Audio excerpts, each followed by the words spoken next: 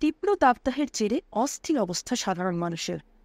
এপ্রিলের শুরুতেই ৩৯ থেকে ৪০ ডিগ্রির মধ্যে ঘোরাফেরা করছে তাপমাত্রা। আর সেই সময় ম্যাজিকের মতো কাজ করছে কল বসানো মাটির জার। রীতিমতো ট্যাপ কলের আদলেই তৈরি করা হয়েছে মাটির জারগুলি। গরমে তেষ্টা মেটাতে এই মাটির জারেই দীর্ঘক্ষণ ঠান্ডা থাকছে পানীয় জল। এই জার কিনতেই ক্রেতারা ভিড় করছেন মালদা শহরের দেশবন্ধু চিত্তরঞ্জন পুরো মার্কেটের এক দোকানের কাছে। পেশায় মৃৎশিল্পী দ্বিজেন্দ্রনাথ পাল এই ধরনের আধুনিক মাটি দিয়ে তৈরি কল বসানো জার তৈরি করে রীতিমতো হইচই ফেলে দিয়েছেন। এর সঙ্গে বিক্রি হচ্ছে মাটির কলসি সহ বিভিন্ন ধরনের পানীয় জল রাখার মাটির উপকরণ। বলাই বাহুল্য, বর্তমান সময়ে অধিকাংশ বাড়িতেই প্লাস্টিকের জলের জার ব্যবহার করা হয়। তাছাড়াও প্রচণ্ড গরমে মানুষের কাছে তৃষ্ণা মেটানোর প্রধান অস্ত্র হিসাবে ফ্রিজের জল তো আছেই।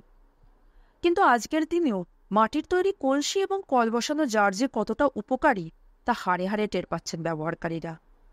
এর ফলে মালদা শহরের দেশবন্ধু চিত্তরঞ্জন মার্কেটে একমাত্র ওই মাটির উপকরণ বিক্রেতা দ্বিজেন্দ্রনাথ বাবুর কাছে যাচ্ছেন অনেক ক্রেতাই।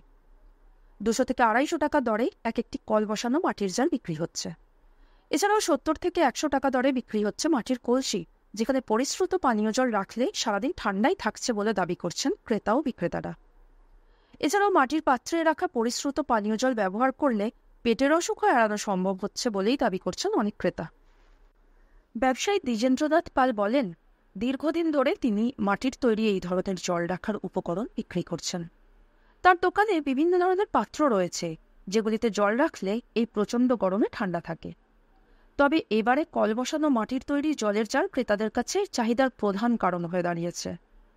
এই প্রচণ্ড গরমের মধ্যে ওই পাত্রে জল রাখলেই সারাদিন তা ঠান্ডা থাকছে এবং পরিশুদ্ধ জলও পান করতে পারছেন সাধারণ মানুষ। এদিকে ক্রেতাদের অনেকেই জানিয়েছেন, আজকের দিনে মাটির তৈরি পাত্র ব্যবহার হয় না বললেই চলে। সবই এখন কৃত্রিমভাবে তৈরি সামগ্রী বাজারে চলছে এবং তা মানুষের অনেক শারীরিক ক্ষতির কারণও হয়ে দাঁড়াচ্ছে। এক্ষেত্রে এই ধরনের মাটির পাত্রতে পানীয় জল রেখে ব্যবহার করলে শরীরের পক্ষে তা অনেকটাই উপকারী। তার জন্যই এই ধরনের পাত্রের চাহিদা সাধারণ মানুষের মধ্যে বাড়ছে।